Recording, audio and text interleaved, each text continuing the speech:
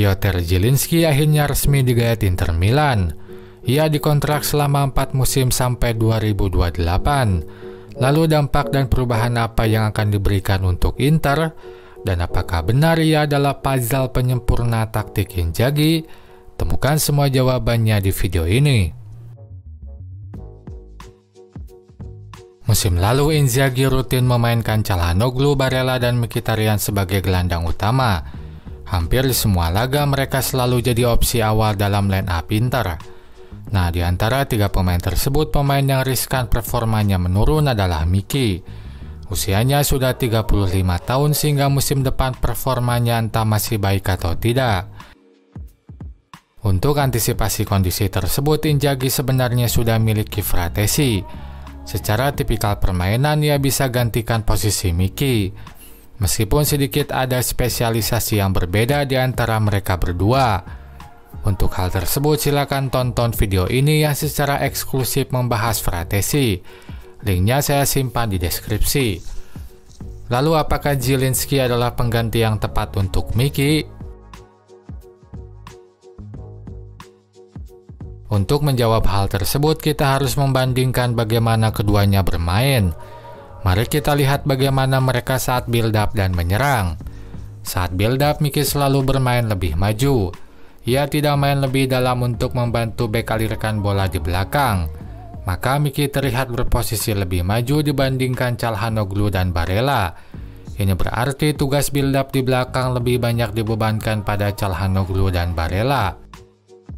Nah, ternyata hal yang sama pun dilakukan Zielinski. Selama bermain di Napoli, ia tidak bermain lebih dalam dan memberikan tugas tersebut ke gelandang lain. Tampak yang ada di belakang adalah Lobotka dan Aungisa. Sementara Zielinski berposisi lebih maju tak ikut alirkan bola di belakang. Dari satu bagian ini, Miki dan Zielinski bermain dengan cara yang sama. Lalu bagaimana saat menyerang? Saat menyerang, Miki rutin ada di dekat penyerang atau di dalam kotak penalti. Itu terjadi saat salah satu penyerang main lebih dalam. Misalnya saat Lautaro main lebih dalam, Miki lah yang menemani Thuram di depan. Sehingga saat crossing dilakukan ke kotak penalti, Miki yang menyundul bola. Kembali hal yang sama pun dilakukan Zielinski. Sama seperti Miki, ia ada di dekat penyerang saat menyerang. Bedanya Zielinski bisa lebih rutin mengisi lini depan sebab Napoli main dengan satu penyerang. Sehingga selalu ada kekosongan di depan tengah. Kekosongan tersebut yang rutin diisi Zielinski. Nah, di luar sedikit perbedaan tersebut, baik Miki maupun Zielinski bermain dengan cara yang sama baik saat build up maupun menyerang. Dalam formasi 3 gelandang, mereka memerankan gelandang yang lebih ofensif. Selain itu, keduanya pun rutin ditempatkan di tengah kiri. Ini mempertebal kesamaan di antara Miki dan Zielinski. Kesamaan-kesamaan tersebut pun menyatakan bahwa ia bisa secara akurat menggantikan Miki. Baik saat build up maupun menyerang, mereka bermain dengan cara yang sama. Maka bila Inzaghi menunjuknya untuk isi posisi Miki, Zielinski tak akan kesulitan beradaptasi. Bahkan bisa jadi Zielinski punya sejumlah keunggulan yang tak dimiliki Miki. Lalu apa saja keunggulannya?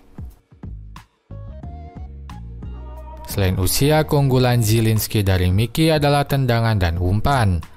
Ia punya tendangan akurat dan keras.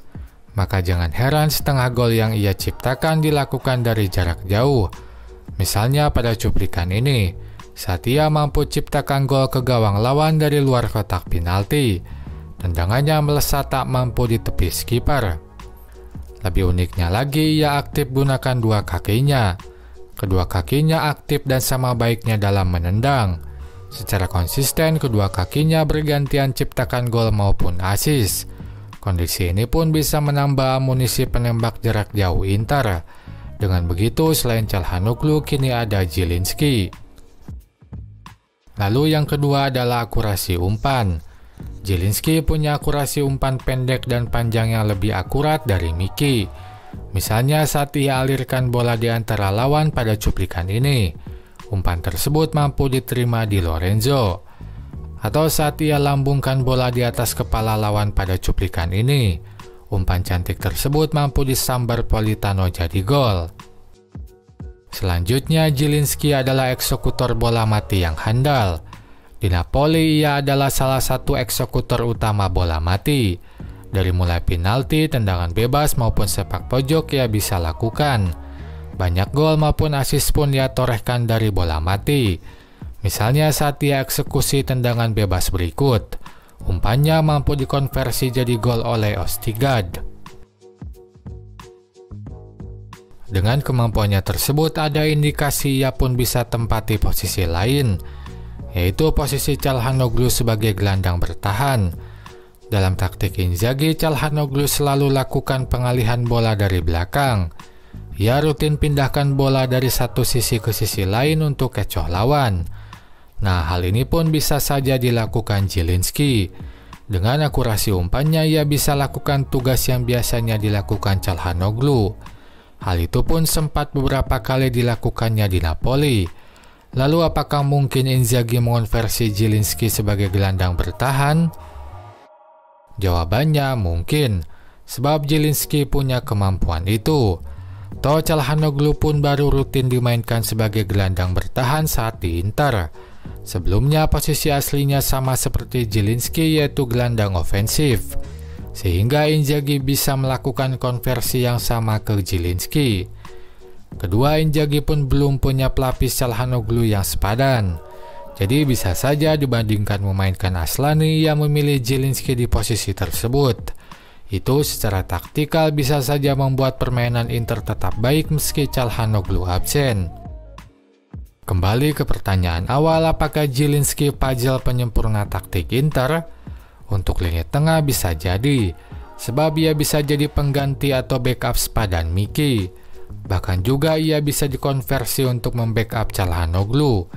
Nah, itu saja pembahasan di video ini. Silakan like dan komen di kolom komentar. Lalu subscribe untuk dapatkan update video terbaru dari channel ini. Sampai jumpa lagi di video selanjutnya.